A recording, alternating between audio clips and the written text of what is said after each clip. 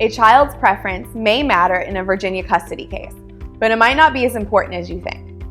A common misconception is that when a child reaches the age of 14, what they want goes. Not true. In Virginia, a judge presiding over a custody case can take the child's preference into account regardless of age. What they need to decide is if the child is of reasonable intelligence, understanding, age, and experience in order to express a preference and to have it taken into consideration. The standard is very vague, and it might not mean the same thing for everyone.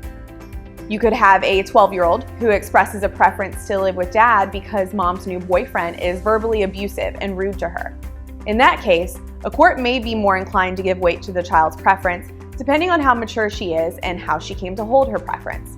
On the other hand, the court could be presented with a 16-year-old who wants to live with dad because he lets her boyfriend spend the night and buys her and her friends alcohol on the weekends. In that case, a court is not likely to rubber stamp what the 16-year-old wants. Children who express a preference to live with one parent over the other can have a variety of reasons for coming to that decision. The court would want to know more about the child, how mature they are, and why they think the way they do.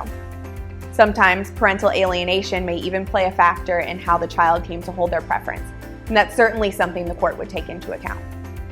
The important thing to remember is that regardless of age, a child's preference is just one of 10 separate factors that courts must consider when making a decision about custody and visitation.